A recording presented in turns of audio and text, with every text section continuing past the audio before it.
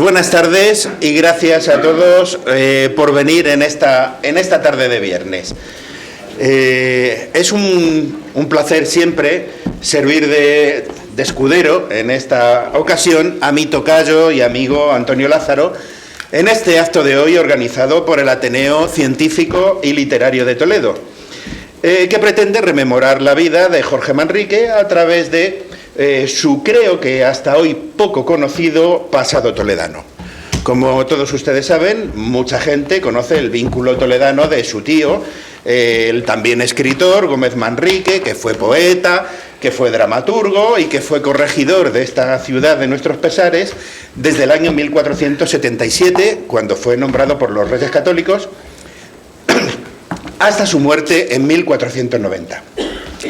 Gómez Manrique era el hermano de Rodrigo Manrique, el famoso padre al cual nuestro protagonista de hoy le dedicó sus inmortales coplas. Hará ya 2 o 3 años, calculo, que Antonio Lázaro me habló sobre unas investigaciones que tenía en marcha sobre la relación de Manrique el joven, es decir, de Jorge, con nuestra ciudad. Una investigación que fructificó, entre otras cosas, con la aparición de un interesante libro, del que hablaremos esta tarde también, y que se acabó titulando La Gran Ruta Interautonómica de Jorge Manrique, un itinerario vital de luchas, de amor y de poesía. Libro que ya les animo a todos ustedes a que se lo compren y lo disfruten como yo lo he disfrutado. Bien, este libro pues, es como una ruta, un libro de viajes, podríamos decir, en el mejor sentido de la palabra, por las distintas localidades donde Manrique vivió, amó, luchó y padeció, y en el que nuestra ciudad y el resto de nuestra comunidad autónoma ocupan el largo y detallado capítulo 4. Pero antes de centrarnos en el libro, es menester que nos centremos en el autor, aunque ciertamente es un poco difícil presentar a una persona tan conocida en nuestra región como lo es Antonio Lázaro. Aún así, yo voy a intentarlo. Y empezaré diciendo, para quien de ustedes no le conozca, que Antonio Lázaro es filólogo. Hizo su tesis sobre literatura española del barroco, sí, pero además del siglo XVII y otros ámbitos que son objeto de su atención como investigador, como la literatura del siglo XV, por motivos obvios, como veremos en el tema que hoy nos trae a todos aquí. Y bueno, pues también le interesan y ha trabajado mucho las vanguardias contemporáneas, tanto desde su aspecto literario como del aspecto cinematográfico, dado que de cine Antonio también sabe y tiene mucho que decir. Es académico, ya supernumerario, de la Real Academia Conquense de Artes y Letras, la RACAL, y hasta su reciente jubilación fue técnico superior en la Consejería de Cultura de nuestra comunidad autónoma, habiendo estado al cargo, entre otros destinos y otros trabajos. Yo destacaría 2 en los cuales estuvo muchos años y lo hizo muy bien. En la Filmoteca Regional y luego en el Servicio de Publicaciones de nuestra comunidad autónoma, es decir, la editorial institucional de la Junta. Él fue el editor de los libros oficiales de nuestra comunidad autónoma durante mucho tiempo. Allí, en la Consejería de Cultura, fue cuando nos conocimos, hace ya más años de los que me gustaría recordar. No piensen ustedes que las publicaciones de Antonio Lázaro son únicamente ensayos o su rica y muy abundante obra periodística, que la tiene. También escribe literatura y la escribe muy bien. No quisiera dejar de citar, pues por ejemplo, su poemario Los divanes perdidos, su libro de cuentos Sueños del bosque o Los ruidos del jardín, su novela corta El balcón, que podríamos calificarla de ejercicio de metaliteratura, tal vez, y que fue calificada de relato fragante por Amador Palacios, una definición que le viene muy bien. Y por supuesto no quiero dejar de mencionar sus variadas y magníficas novelas largas, como por ejemplo El Club Lovecraft del año 2007, de intriga y ambiente toledano, en la cual se anda buscando un libro misterioso del siglo VIII, el Necromicón. Otra novela suya, Memorias de un hombre de palo, que también apareció en otra edición con el título El relojero del rey. que también es de tema histórico toledano, como habrán podido deducir, trata sobre la persona de nuestro Juanelo Turriano. Otra novela suya, La Cruz de los Ángeles, publicada en 2010, una nueva aventura de Bruno Dampierre, que era el protagonista del Club Lovecraft, la novela que les he citado anteriormente, y que en esta ocasión anda tras la reliquia de la Cruz de Caravaca. Y tengo una especial querencia a la novela Los Años Dorados, que la presentó en 2017 en esta Santa Casa, con alguno de los presentes en esta sala, también estuvo en aquella presentación, y que trata sobre aquel tiempo intenso, revulsivo, lleno de sueños y lleno de ideales, que fueron los inicios de la transición española. En esta novela, un editor maduro recuerda su juventud e intenta reconstruir un puzzle vital que tiene incompleto. Es una novela, bueno, todas ellas, se las recomiendo porque con todas ellas disfruté mucho. Me ha alegrado saber y conocer que ahora tiene en el cajón una nueva novela. Todavía en busca de editor. Si hay algún editor en la sala, pues échenle un tiento aquí al amigo, porque esa novela, si es tan buena como las anteriores, será un éxito editorial. Esta nueva novela está protagonizada, oh sorpresa, por el propio Jorge Manrique. Entonces, bueno, pues a lo mejor luego aquí mi tocayo y amigo nos cuenta algo de ella. De ámbito manriqueño también, pues les citaré la edición adaptada y comentada de Las Coplas de nuestro poeta, que fue publicada por la toledana editorial Universo Oculto, que dirige nuestro común amigo Luis Débora, con 42 bellas ilustraciones del artista dominicano Geo Ripley, que fue presentada en la Feria del Libro de Zocodover en la primavera del año 2023. No sé si hay alguna obra más que me haya dejado en el tintero de entre las recientes de narrativa. Me he propuesto resumir lo mejor de su larga trayectoria en un folio para no quitarle tiempo al verdadero protagonista de la sesión, que es nuestro amigo Antonio Lázaro. Tengo 3 o 4 hojas con toda su bibliografía, sus artículos, sus libros de otros temas, las publicaciones que ha coordinado, en las que ha colaborado, pero creo que no procede a hacer una relación detallada de todas. Si alguno tiene curiosidad, pues que lo pregunte después. Desde luego es un escritor prolífico, bueno, y creo que lo que nos va a contar hoy tiene su enjundia. Sin más, tienes la palabra. Muchas gracias, Antonio. Yo creo que se merece una ovación, ¿no?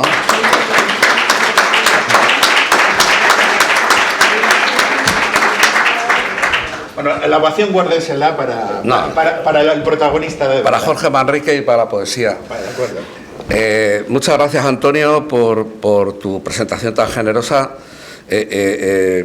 Me encantaría contratarte como agente literario, esa gente que nunca ha conseguido tener de verdad, porque, digamos, me has vendido, entre comillas, magníficamente. Muchísimas gracias. Y también agradecerte y a todo el equipo del Ateneo Científico y Literario de Toledo el haberos acordado de mí, de mis pesquisas manriqueñas en torno a Toledo. Y nada, vamos a entrar un poco en el tema. También a la biblioteca, lógicamente, que es el marco que nos alberga, donde tantas presentaciones de libros propios y ajenos hemos hecho. O sea, que sea como un poco un segundo hogar cultural, ¿no? Yo he escrito por ahí, recopilando, como ahora en Google de repente, aunque no quieras te sacan tu pasado, imágenes, textos, cosas, que en Toledo me recibieron la niebla y la literatura. Y puede parecer una frase solemne, engolada, tal, pero creo que es profundamente sincera. Yo llegué a Toledo con una vocación de escritor, pero con un, digamos, contrato laboral político-burocrático, vamos a decir,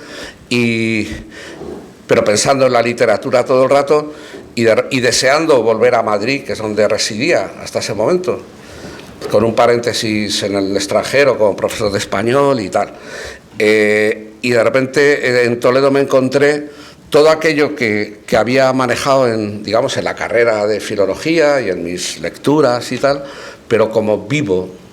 Es decir, empecé a ver en ese Toledo de los años 80 que Toledo tiene la virtud de que mantiene la esencia a través del tiempo, pero ha cambiado evidentemente el de los 80 respecto del actual, ¿no? En muchos aspectos. Y me encontré por la calle y en lazarillos, pero encarnados, digamos, celestinas, don Juanes, de más o menos medios pelos o de gran nivel, de todavía, los he dicho, pícaros, celestinas, Quijotes, don Juanes, Quijotes también había. Todo eso lo recogí en un artículo que salió en una revista que por desgracia yo creo que ya ha dejado de salir, que la promovió nuestro amigo Débora, el editor de Universo Oculto, que se llamaba Antroposfera, y que os la recomiendo en sí, y luego si tenéis la curiosidad, recogí en ese articulito mis experiencias de la llegada en los años 80 a la ciudad de Toledo, y se llamaba el artículo, porque había que darle un sesgo antropológico, pervivencias literarias de la literatura clásica española en la tipología social del Toledo de finales del siglo XX. Ahí encontraréis muchas claves de todo esto. Y evidentemente fue un reencuentro con la literatura clásica, pero también con el impulso de escribir, de desarrollar mi propia obra, de conectar con vanguardias como pudo ser la Orden de Toledo, que yo no descubría nada. La Orden de Toledo ya había ligado el Greco, la tradición mudéjar toledana, los clásicos, con la modernidad absoluta, la vanguardia, la transgresión, los movimientos, el futurismo, el ultraísmo, el surrealismo, el dadaísmo, etcétera. Tuvo también su cita en Toledo, aunque hasta hace poco se ha considerado un movimiento cuasi gamberro, pero fue mucho más, ¿no? De manera que Jorge Manrique, yo desde que llego a Toledo estoy en contacto con él. Era un escritor importante para mí, venerado, admirado, pero en aquel entonces no encabezaba mi canon poético cuando yo llego a Toledo. Y de repente llego destinado ¿a dónde? Al Palacio de Fuensalida, es donde yo trabajé de inicio durante un par de años. Y bueno, en aquel entonces no sabía, ni siquiera sabía que había estado casado con una dama, alta dama del patriciado toledano, pero no sabía que era exactamente la hija del conde de Fuensalida. Ni siquiera que cuando Jorge Manrique desposa a Guiomar de Meneses en los años 70, el año 70 más o menos, año arriba abajo no, 69-70, el domicilio conyugal tendría que haber sido la manzana, porque es que no era el palacio, era toda la manzana del actual Palacio de Fuensalida, que ya existía. De manera que estaba ya hollando, pisando, viviendo un espacio manriqueño sin saberlo. A los pocos años me embarco en una aventura. Os cuento todo eso, no por contaros mi vida, sino el nexo Manrique-Toledo, que es lo que nos ha concitado y un poco presentar este libro. Fundamos Cristian Casares, un actor maravilloso, ya fallecido,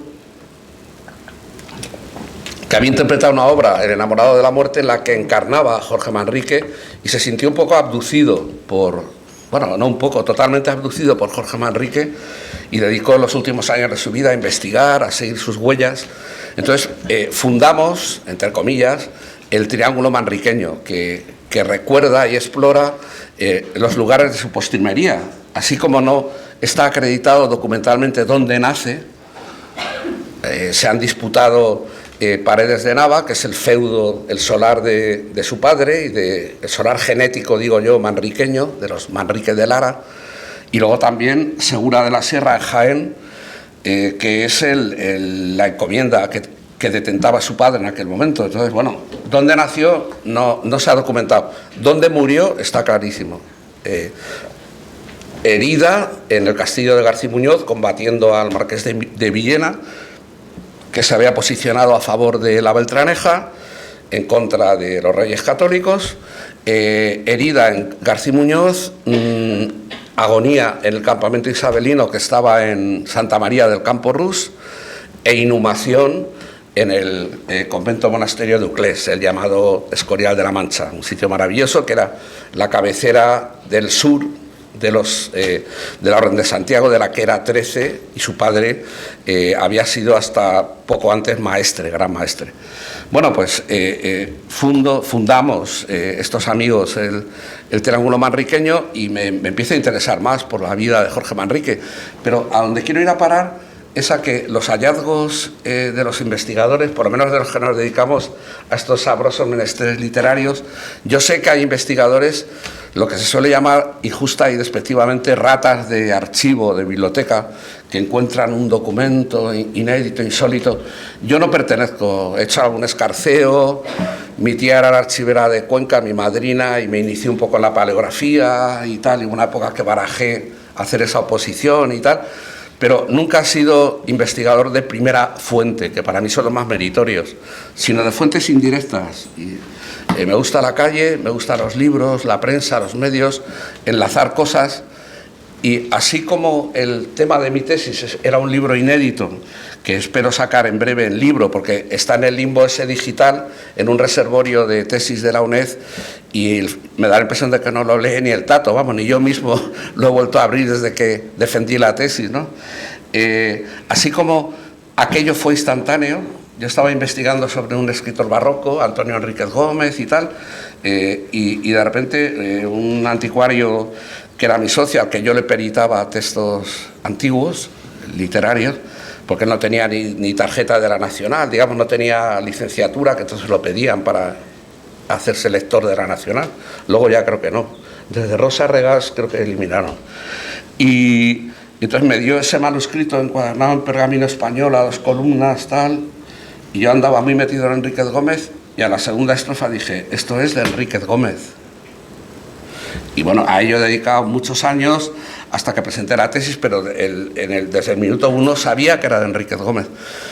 Por las mismas, con Jorge Manrique teniendo delante los escenarios, pisando el Palacio de Fuensalida, donde él sin duda residió y largas temporadas tuvo que residir, teniendo a tiro de piedra ese maravilloso castillo de Guadamur, que era también de su suegro, y donde no solo vivió, sino tuvo que vivir, porque, como veremos luego, hubo más de una ocasión que tuvieron que salir por pies en virtud de la pugna terrible y a la vez magnífica entre Silvas y Ayalas, que luego aludiremos un poquito a ellas. Bueno, pues con Jorge Manrique tardé como 4 décadas en darme cuenta de la verdadera importancia de su vinculación con Toledo. Diréis, bueno, es que Toledo sobran escritores, cierto. Toledo por aquí ha pasado todo. Para mí es el gran crisol donde se genera la literatura clásica española. Es decir, la cadena sería Rodrigo Cota, que es un poeta de cancionero también, judaico, La Celestina, Juan de Valdés, que se formó en Escalona, en la corte del infantado de Escalona, el diálogo renacentista y picaresca, probable, más que probable, en mi opinión, autor del Lazarillo, etcétera. Garcilaso, como no, aunque Garcilaso introduce en España algo que ya habían introducido en el Marqués de Santillana y otros, y Juan de Mena y tal, en el 15, pero lo eleva a un rango sublime. Pero Jorge Manrique y los cancioneros, que no olvidemos que la poesía del 15 es la que más se lee, mucho más que la de Garcilaso. En el 15, el gran bestseller poético del 15 es El cancionero general de Hernando del Castillo, que tiene como 7 o 8 ediciones. Hola, Fernando. Hola. Gracias por venir. Que tiene un montón de ediciones y se nutre en un 90%, casi un 100%, porque acaba en la corte isabelina de los Reyes Católicos, de justas poéticas y encuentros y veladas poéticas del 15. Y Jorge Manrique es uno de los escritores más representados en el cancionero. Bueno, pues yo tardo como 4 décadas en darme cuenta del nexo tan importante que tiene Jorge Manrique con Toledo, aparte del dato clave e inobjetable de que fue su domicilio conyugal. Es que hasta este breve sintagma, domicilio y conyugal, sintagma nominal, tardé en verlo 4 4 décadas. Yo estaba en el Palacio de Fuensalida, alguien había puesto del entorno, entonces estaba allí la que se llamaba Consejería de Presidencia y Gobernación y al mismo tiempo la presidencia de la Junta. Y entonces estábamos ocupando nada menos que el Salón de la Emperatriz con anaqueles metálicos estos de oficina y tal. Entonces había, recuerdo, la copia de Tiziano, que creo que sigue allí y tal. Y lo que afortunadamente retiraron son los anaqueles y un busto de la reina que falleció allí, en el patio, sí, la esposa de Carlos V y tal. Entonces llegaron un día los reyes de verdad de España en aquella época y les mostró, nuestro presidente de entonces, les mostró todo el deslumbrante Palacio de Fuensalida, que es una maravilla, evidentemente. Y claro, al llegar allí, la reina emérita actual, doña Sofía, simplemente comentó una frase, dijo: qué estanterías, ¿cómo están aquí estas estanterías? Le chocó aquel artesonado, aquel salón deslumbrante, y a los 5 minutos de irse tuvimos que irnos para el gabinete de documentación que yo coordinaba y tal, a una especie de sótano por ahí, que me ha venido muy bien luego para la novela a la que ha aludido, que hay una escena, por cierto, muy tórrida en los sótanos del Palacio de Fuensalida. Bueno, quiero decir que como estando metido en un proyecto manriqueño, que hay por aquí algunos amigos que forman parte del círculo manriqueño, y un eximio poeta afincado en Toledo como yo, Enrique Galindo, que además nació o está muy vinculado. ¿Naciste en Villarrobledo o en Santa María? Los papás son de Santa María de Campo Rus, que es donde estuvo el campamento isabelino comandado por Jorge Manrique como 6 meses, hostigando en la línea de fortalezas del Marqués de Villena. Bueno, pues quiero decir que igual que descubres con una especie de pálpito, que luego, haciendo un análisis de indicadores autobiográficos, de estilemas, de tal y cual, comparando toda la obra, resulta que sí que has acertado. De repente lo de Jorge Manrique lo tenía ante mis ojos y tardé mucho tiempo en verlo. Justo el tiempo en que tardó en encargarme un libro sobre lo ha descrito muy bien Antonio, sobre todo el itinerario vital y poético y guerrero y de estadista, porque es que estaba todo entremezclado en aquella época, poesía y armas, era todo verdaderamente un puzzle, ¿no? Hasta que no hago este libro, que me lo encargó la Diputación de Palencia, no me doy cuenta de la gran vinculación, no empiezo a racionalizarlo todo. Por ejemplo, no solo el matrimonio con Guiomar de Meneses, hija del conde de Fuensalida, y muy interesante, el conde de Fuensalida estaba desposado, siendo un ayala, con una Silva, María de Silva. Es decir, era ese gran duelo que hubo, esos montescos y capuletos toledanos, que se merecerían haber tenido un Shakespeare, o por lo menos un Zorrilla, que hizo tan magníficas leyendas toledanas, que se hubiera fijado también en aquello. Fue tremendo ese encono, esa lucha de poder. Imagínense, o imaginaros, permitidme que os tutee, el Palacio del Conde de Cifuentes, que lo rehabilitó, creo, Chueca Goitia y tal, conserva el torreón defensivo. ¿Por qué tenían una casa noble? Porque era como un castillo dentro de la ciudad, intramuros. El Palacio de Fuensalida no era como... tenía 2 torres defensivas que fueron eliminadas. Imaginaros, y estaban a tiro, no voy a decir ya de ballesta, a tiro de piedra, una manzana detrás de la otra. Bueno, pues estas familias se habían hecho un intento por vía del amor, no creo que fuera solo intereses de Estado, intereses de poder políticos, sino lo habían intentado, pero ni aún así pudieron acabar con ese encono. Bueno, pues todo ese panorama fascinante, derivado de ese enlace matrimonial, que ahora veremos que también el padre le antecedió. El padre estaba casado con la hermana mayor de Guiomar, Elvira de Castañeda, es decir, era su madrastra y su cuñada. al tiempo. Había un laberinto de pasiones ahí curioso, pero a lo que iba es que la vinculación también viene por el lado de su formación poética. En Toledo hay un personaje maravilloso también a reivindicar, Alonso Carrillo de Acuña. Bueno, la palabra quizá no es maravilloso, pero de una importancia descomunal, que fue digamos, borrado por la historiografía cisneriano-isabelina, vamos a decir. ¿Cuál fue el error de Alonso Carrillo de Acuña? Que es un hombre que hace el guión de la unión de coronas entre Aragón y Castilla en los años 30 del siglo XV, y que fue arzobispo de Toledo desde los años 40 hasta el 80 y tantos, 80 y pocos, en que fallece. Este hombre siempre apoyó, primero a través de los infantes de Aragón y luego a través de Alfonso, el rey niño, otro personaje interesante del que hablaremos, y su corte abulense, apoyó esa unión de coronas y apoyó a Isabel, e incluso falsificó una bula para que pudieran casarse, Isabel y Fernando. Pero se enfadó con Isabel porque tuvo celos de un Mendoza de Guadalajara al que hace cardenal y no a él, que esperaba que ser designado,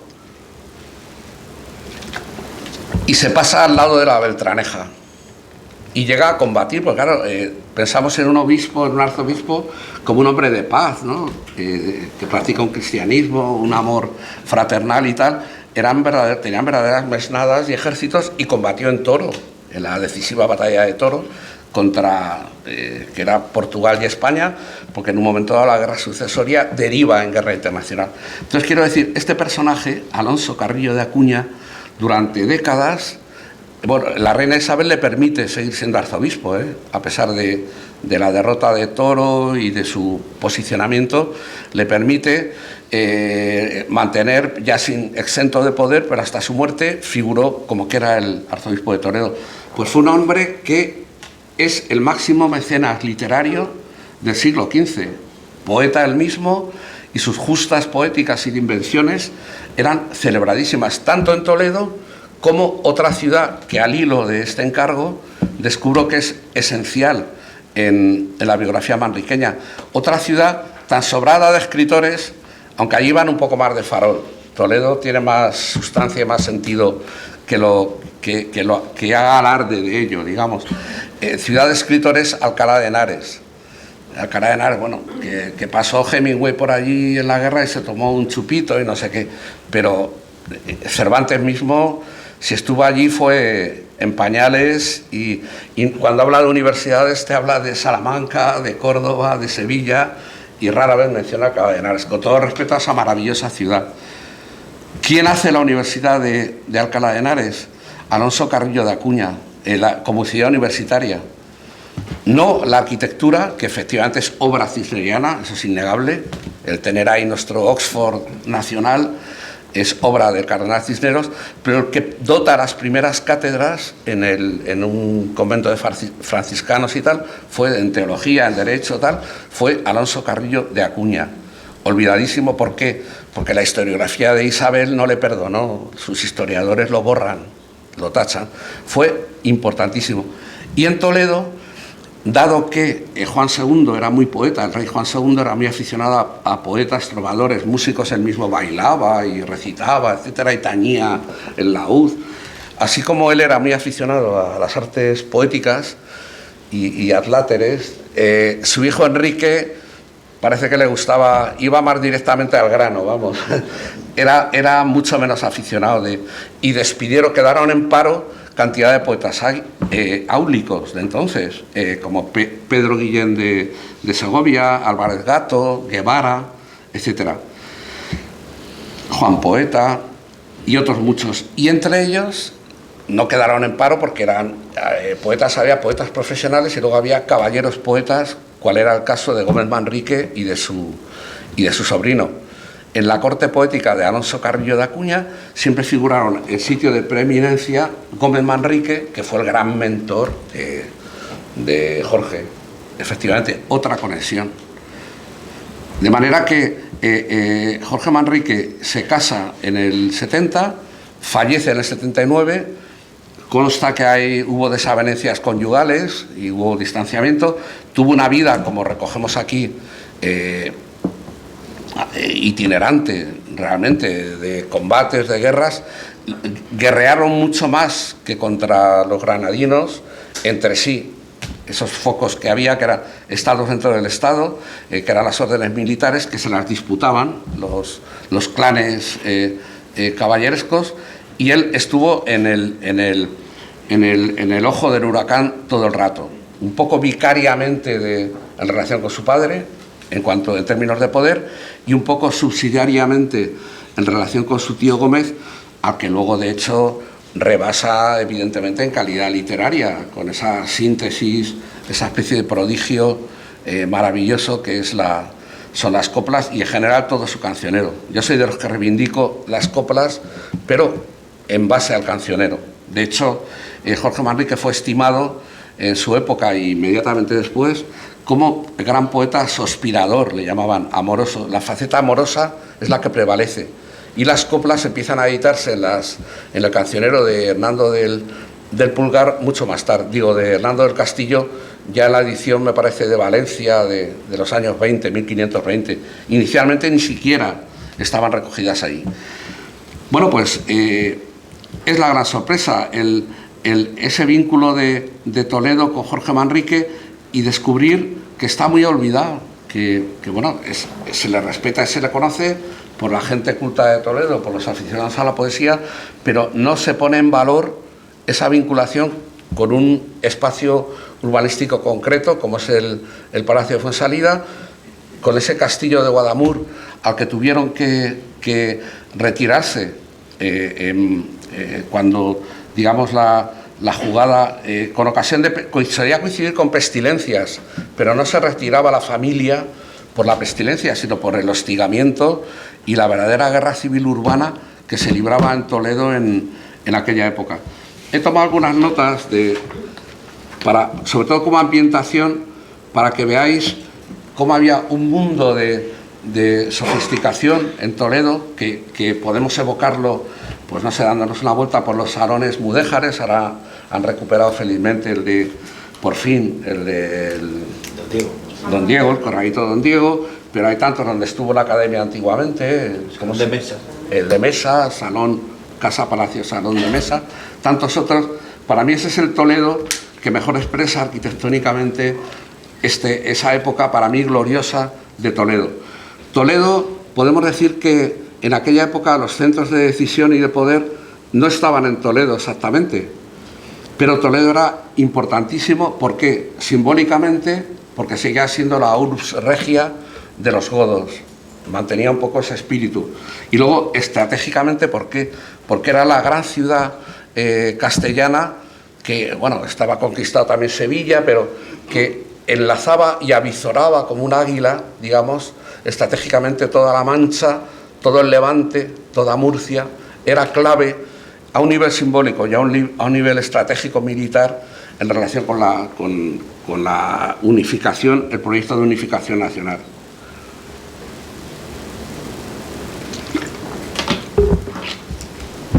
En las guerras, en las luchas internas entre los Silvas y los Ayala, se desarrollaban en la ciudad y eran tierra, mar y aire. Quiero decir, se utilizaba artillería,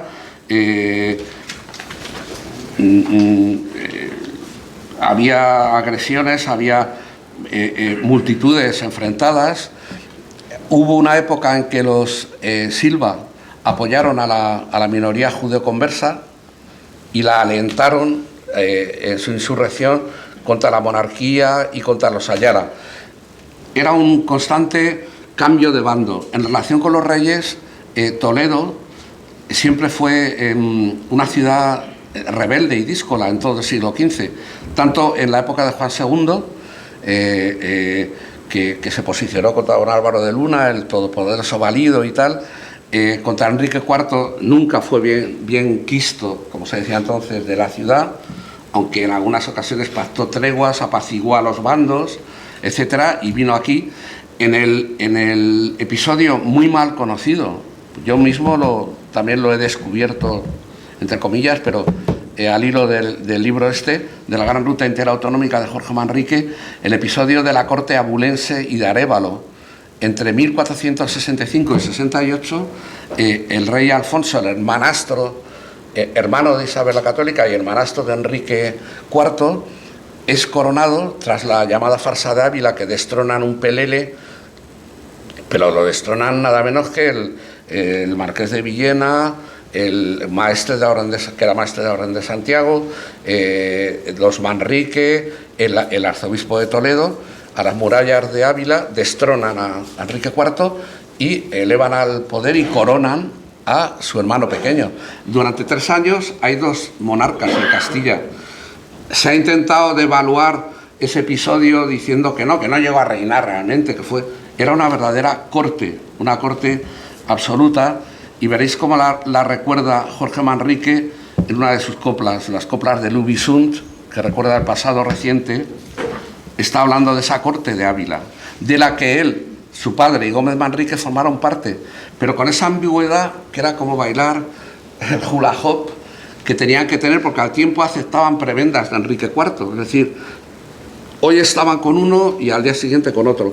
Pero de hecho Alfonso, el rey infante, nombró condestable, su condestable, que era el máximo, era el premier, era la máxima autoridad político-militar, a don Rodrigo Manrique, al padre de Jorge Manrique.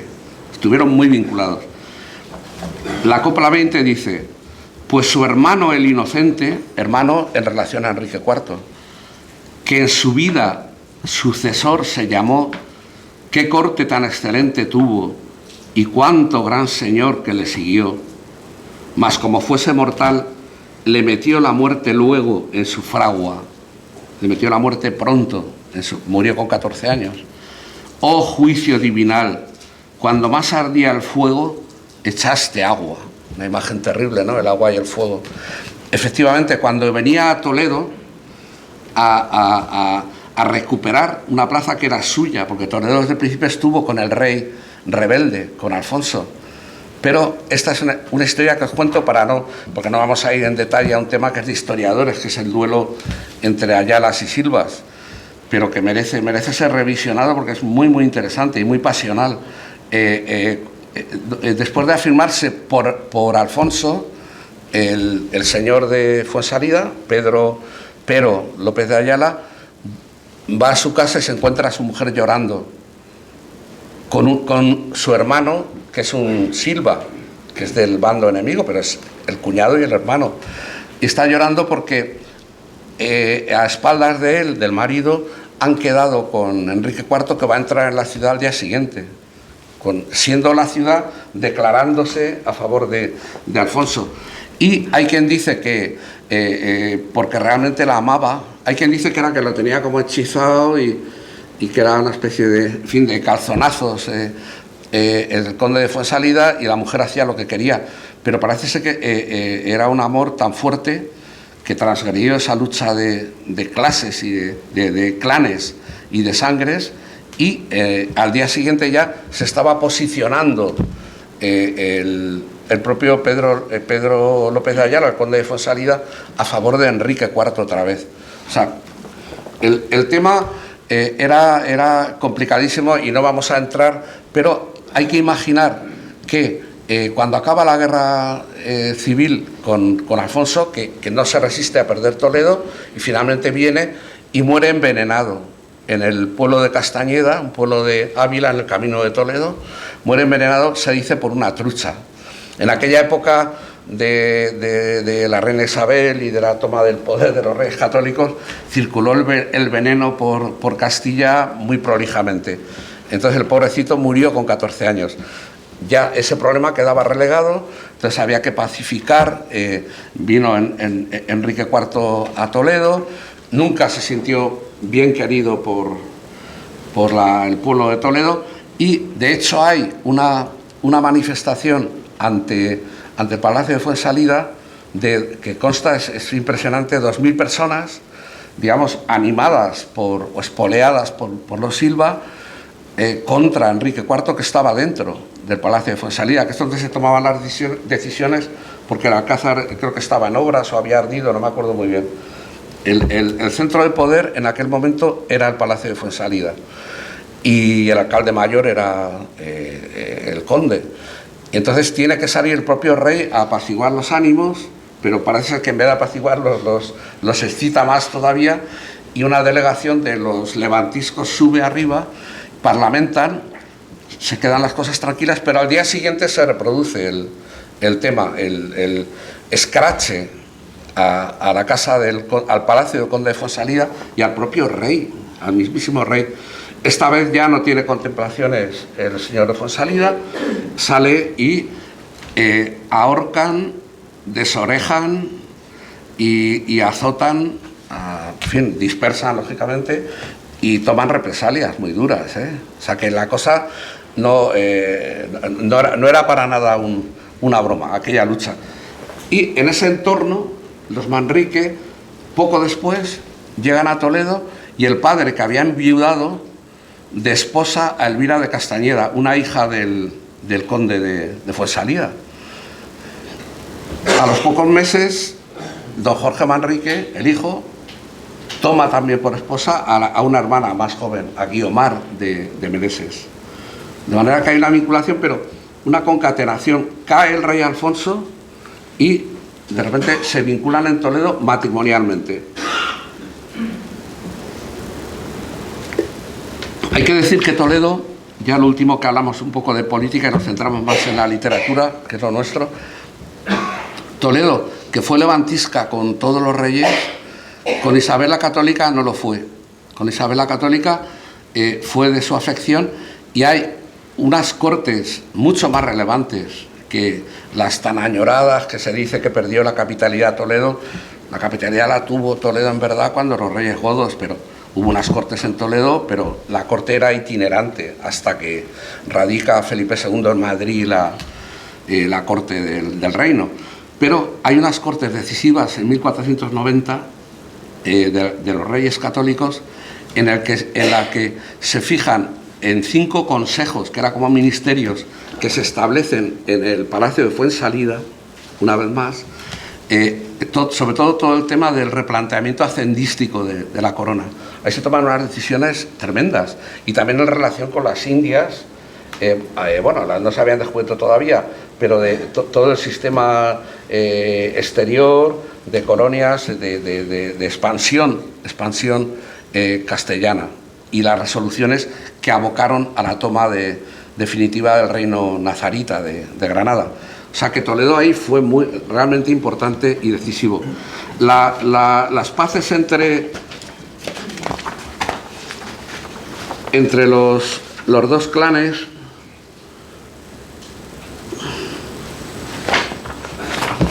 creo que lo he anotado, se perduraron hasta muy entrado el siglo XVI. Es decir, ese odio ancestral no se consiguió apaciguar. ¿Qué relación tuvieron los Manrique? Yo estoy seguro de que tiene que haber información por ahí que irá aflorando, pero que nunca se ha investigado, quizá en los archivos de nobleza, no sé dónde puede haber, pero hubo una vinculación conyugal, hubo un pleito entre la viuda de Jorge Manrique, a la muerte de Jorge Manrique, porque la dote, digamos, la malversó al parecer el padre, don Rodrigo, en sus campañas bélicas y tal, y hay una reclamación ulterior en la que figura como residente en Toledo, lo que es normal. Es decir, una persona como Guiomar de Meneses, educada en el más alto patriciado toledano, con físicos, con pedagogos, con un entorno de lujos, de calidad de vida, no era previsible que se fuera a criar a sus 2 hijos, tuvieron 2 hijos, Luis y Luisa, se llamaban igual, a un castillo Montaraz, a la encomienda de Montizón, que era una encomienda santiaguista, y la ganó por asedio bélico su marido, don Jorge. Alejado del pueblo más próximo era Belmontejo, que ahora se llama Villamanrique, pero que entonces era una aldehuela, digamos, y bueno, lo más normal y previsible es que podían pasar temporadas allí, pero evidentemente el sitio donde para la crianza familiar, lo que yo llamo el domicilio conyugal, lo más normal es presumir que estuviera en Toledo. Lo que pasa es que, claro, si tenían aposentos en la inmensa manzana del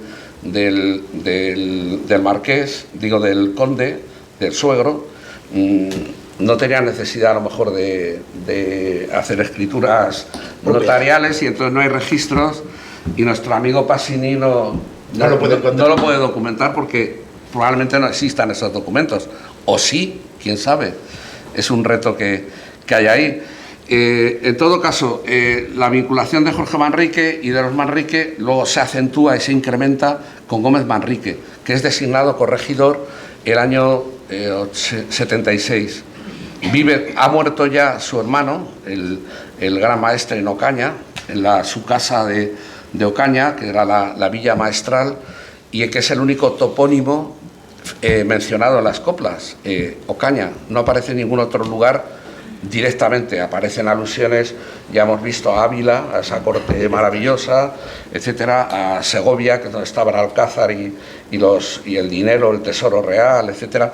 Todo eso se puede deducir, pero el único lugar es Ocaña. Gómez Manrique llega a Toledo con los máximos poderes, investido de los máximos poderes, es decir, asume ya todos esos poderes que tenían divididos entre Silvas y Ayalas, Montescos y Capuletos, Puertas, Pontazgos, las dos fortalezas, le hace San Servando y el Alcázar, y consigue parar una irrupción que quería hacer el arzobispo levantisco, nuestro amigo Carrillo, en colaboración con el rey de Portugal. Querían tomar Toledo, que hubiera sido clave, hubiera cambiado el destino de la historia no solo de España, de la península, porque como os he anticipado antes y sabéis mejor que yo, la guerra sucesoria devino en guerra internacional en un momento dado, pero lo paró Gómez Manrique con gran decisión, y es Gómez Manrique el que se ha quedado para siempre vinculado a Toledo. Era su gran talla de gobernante, de negociador. Es un hombre que atendió, intentó defender, armonizar los intereses de cristianos viejos y nuevos, porque había cofradías y había centros de poder, etcétera, que rechazaban a los cristianos nuevos. Fue una lucha tremenda, y que de algún modo explica la irrupción de la Inquisición también, ¿no?, que perduraría. Gómez Manrique hizo una gobernación magnífica de Toledo, pero claro, es un poco injusto que en nuestra ciudad la memoria de los Manrique quede circunscrita a don Gómez.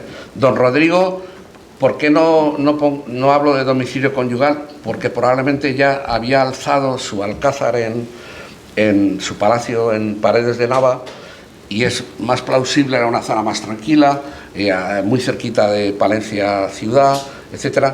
Es más lógico pensar que tuviera allí su domicilio conyugal, que aunque era hombre ya mayor, se casó en terceras nupcias con Elvira de Castañeda, tuvo un hijo, que luego le encomienda a don Jorge en las disposiciones testamentarias que por favor que velen por él, que tal. De manera que esta es la vinculación. Hay otro dato, que la última misión militar de Jorge Manrique es capitán de la Hermandad Vieja de Toledo y Talavera. Es otro cuya sede conocemos todos, aquí en el centro, al lado de la catedral, ¿no? Y bueno, pues él dirigió una compañía. Hay quien dice que fue una especie de castigo, porque él en un momento dado se posiciona a favor de los Benavides, que eran parientes andaluces, porque Jorge Manrique tenía su solar genético en la tierra de Campos, en Paredes de Nava, Carrión de los Condes, Palencia, etcétera, pero la parte materna son los Figueroa. Era una familia andaluza muy potente, y él luego además la hermana mayor, que medio lo cría porque él es huérfano muy prontito, muere la madre, y es la conexión de Murcia, que también le dedico otro capítulo, otra novedad. Murcia también fue muy importante en la vida de Jorge Manrique. Se emparenta con el adelantado de Murcia y con los Figueroas, etcétera, con estas ramas andaluzas. Quiero decir que él interviene en defensa de un Benavides en la toma de Baeza, que el gobernador era isabelino, y en un momento dado sufre cárcel. parece un destino inevitable de todos los grandes escritores, o de buena parte de los grandes escritores españoles, ¿no? De Cervantes a Miguel Hernández, pasando por Espronceda, etcétera. Muchos han pasado largos o breves tiempos. La estancia de Jorge Manrique creo que fue breve, en un torreón de Baena. La incursión la hace en Baeza, no triunfan y lo hacen preso hasta que obtiene el perdón real. Como siempre se especula con que allí pudo escribir las coplas. Posiblemente no, las coplas se escribirían en su mente y en el transcurso de los 3 años que siguen a la muerte de su padre, y se acabarían de escribir en Santa María del Campo Rus, esos 6 meses que está al frente del campamento isabelino. Pues bueno, he intentado resumiros un poco esa vinculación con Toledo. Le hemos dado el título a la charla, un poco pomposamente a lo mejor, ahí no viene el título, de Toledo, capital de Jorge Manrique, pero es por una razón. Yo pensé que sinceramente, un escritor no es, y sobre todo un escritor que no consta de su partida de nacimiento, su acta bautismal, que los palentinos, que siempre lo han reivindicado, pues bueno, intentarían, hecha esta reconstrucción, este GPS, que sinceramente estaba por hacer, don Antonio Serrano de Haro, el mayor biógrafo hasta la fecha de Jorge Manrique, hizo un primer intento en Personalidad y Destino de Jorge Manrique, pero no era exactamente un seguimiento minucioso de las 5 comunidades autónomas por las que se desarrolla su existencia. Y el objetivo era pensar que desde Palencia a lo mejor se podía armar esa gran ruta en la que están implicados pues Alcalá de Henares, como hemos visto, donde el arzobispo Carrillo de Acuña se dedicaba más bien a los asuntos de Estado, religiosos, que entonces eran como políticos, desde Toledo, y en Alcalá probablemente se dedicaba a cuestiones más lúdicas, a esas justas de invenciones, de las que ahora hablaremos brevemente, y otros saraos poéticos literarios, ¿no? Entonces yo pensaba que Palencia iba un poco a utilizar el libro como punta de lanza para esa ruta cultural y literaria. Hacer una ruta literaria europea, existe ese concepto. Creo que es, como toda la burocracia de Bruselas, por desgracia, es algo kafkiano y complicadísimo y muy difícil.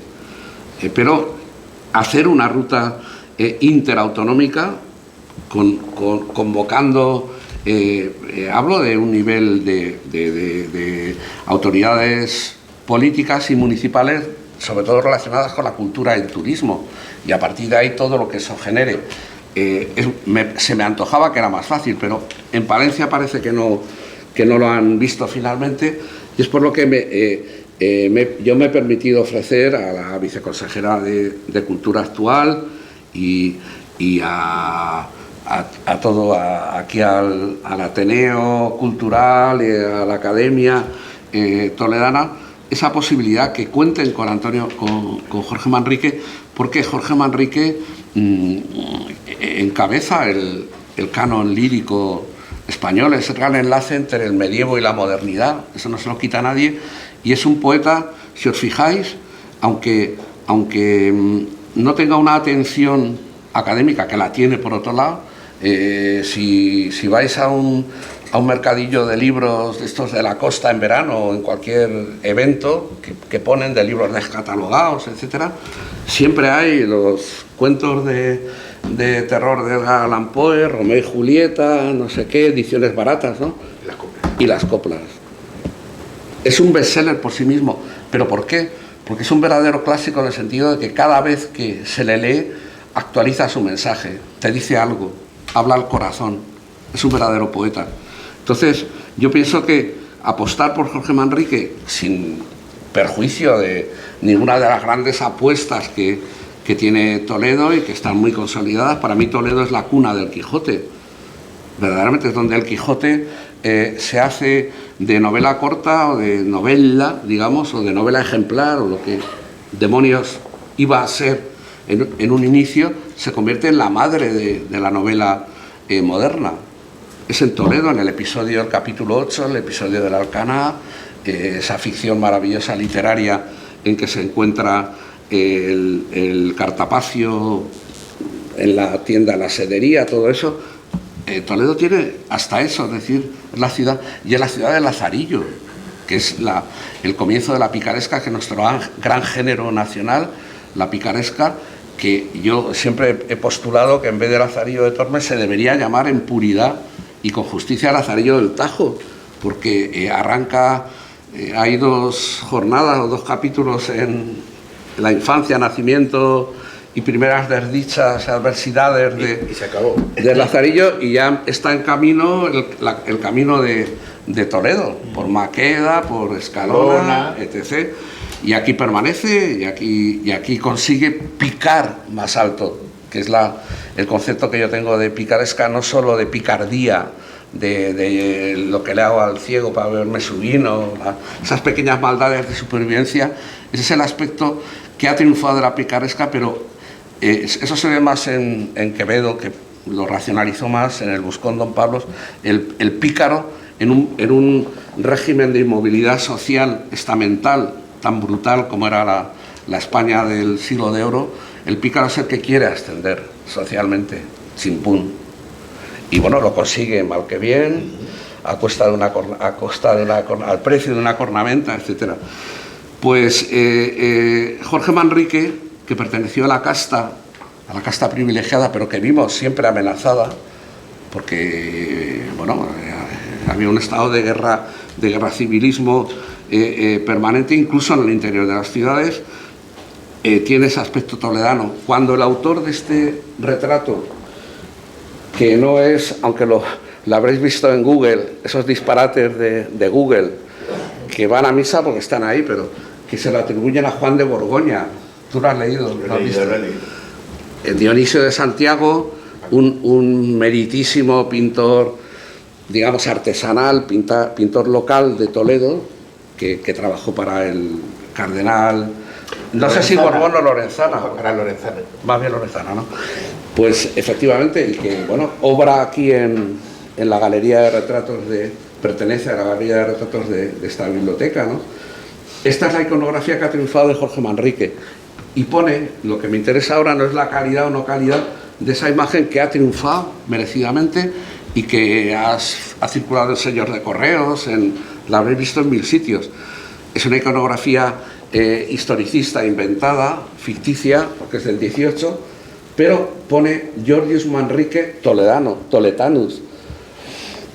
Yo al principio me parecía un poco, digo, joder, porque estuviera casado con una toledana y llamarle Toledano, pero es que estamos viendo que estuvo vinculado con Toledo por su vida familiar, por su formación poética, por su destino militar y desempeño militar, en fin, por mil detalles y circunstancias esenciales de una biografía.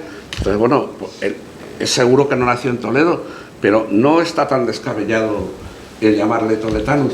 Sobre la iconografía de Jorge Manrique, es muy interesante también que durante casi un siglo, se confundió al doncel de Sigüenza con esa maravillosa, esa joya, esa cumbre de la escultura de la renacentista europea y mundial, ¿no? Es una de las maravillas más grandes. Bueno, pues como aparece con un libro, decían que podría ser Jorge Manrique, porque Jorge Manrique es famoso desde el principio. Jorge Manrique muere en 1479 de esa lanzada en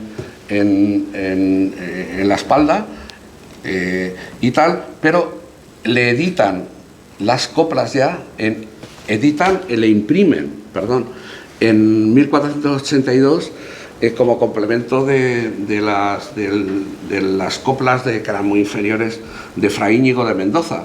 Hacían una especie miscelánea y solían poner las coplas de Fray Íñigo de Mendoza durante varias tiradas y después las coplas de Jorge Manrique a su padre y tal. por la muerte de su padre.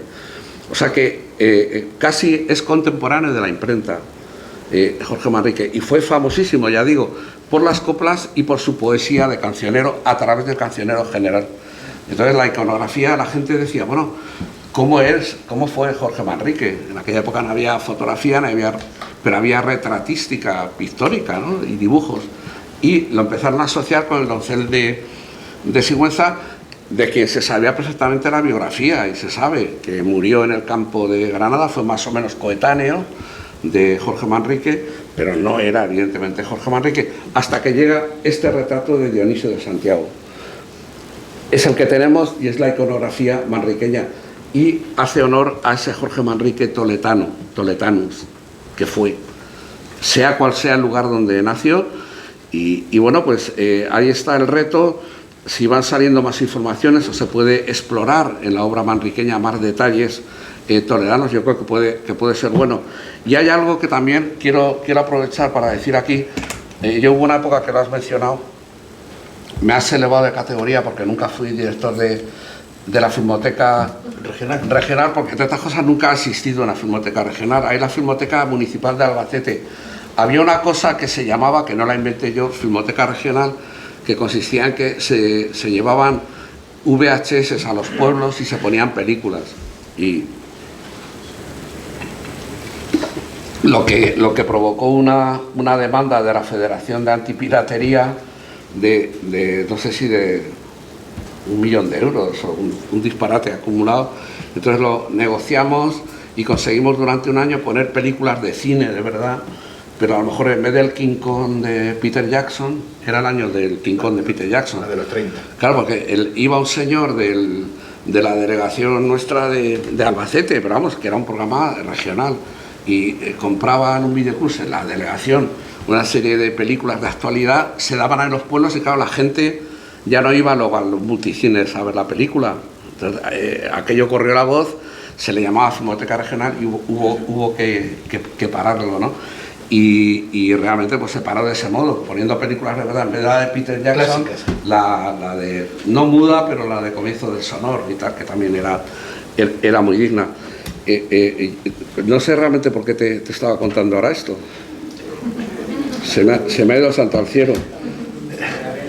Porque estábamos hablando del cine en relación con la cultura. Ya, no sé. No, porque sí, pues estoy viendo ahí una persona muy querida que yo llevaba entonces, lo que llevaba era el servicio de publicaciones, lo que llevé un tiempo, y ahora la persona que lleva las ediciones, la técnico, que se encarga del libro y del catálogo y está por ahí mi querida Pilar Zurita, que ha venido, y aprovecho que está ella para hacer un llamado. Se lo he dicho también a la viceconsejera, igual que le hablé de la gran ruta, de la posibilidad de que Toledo encabece la gran ruta interautonómica manriqueña. Otro viejo empeño que tenemos los amigos manriqueños, que es que el mes del libro está bajo la advocación de... Incluso hemos hecho campañas de firmas por internet, pero bueno, firman 200 personas y poco más, no ha movilizado mucho. Igual que hay un comediógrafo, es decir, un dramaturgo, Shakespeare, y un novelista, Miguel de Cervantes, porque no hay un poeta puro, digamos, un poeta lírico.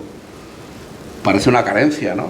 Es decir, ser género poético por antonomasia, ¿por qué no hay en los fastos del libro un poeta?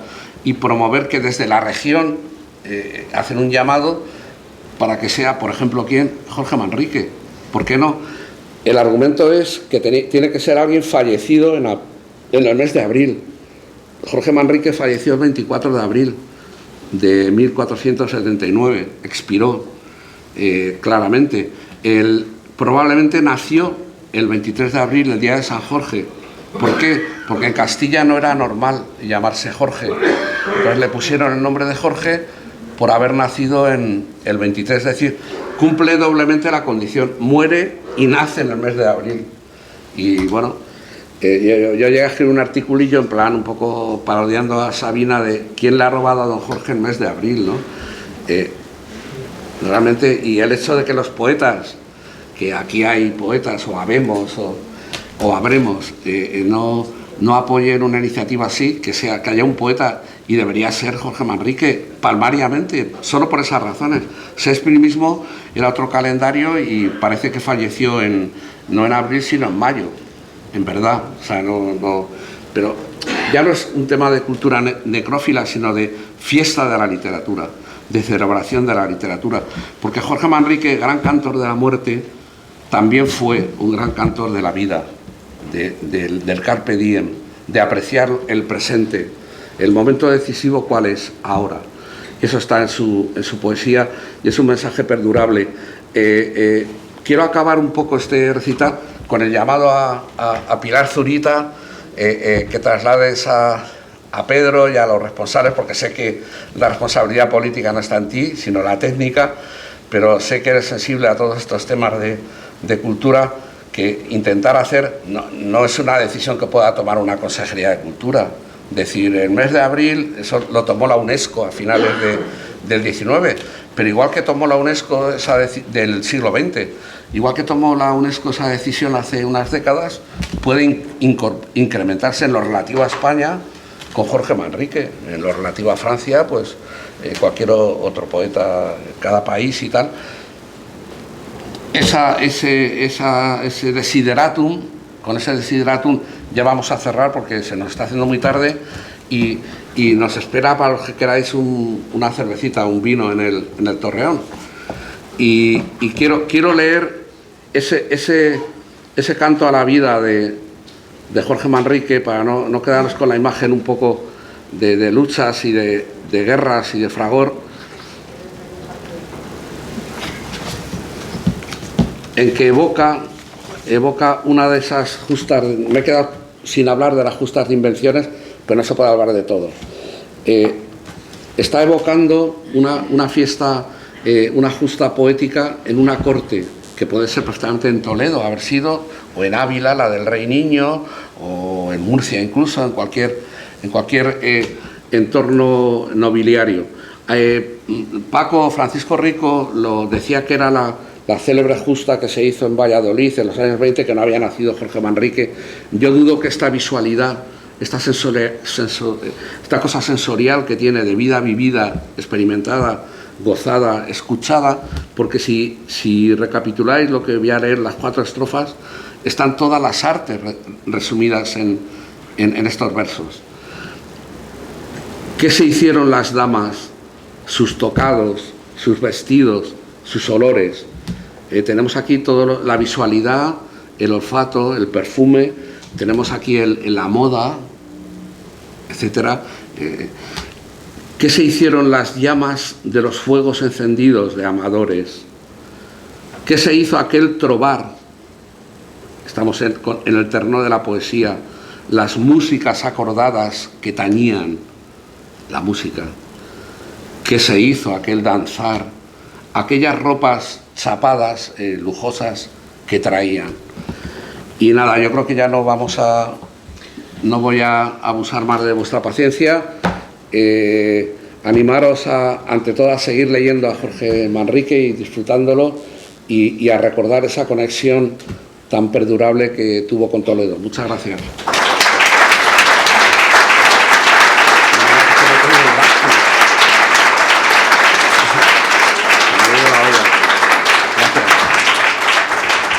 Pues muchísimas gracias por esta puesta en situación de esta relación intermitente del gran poeta de las coplas con esta peñascosa pesadumbre.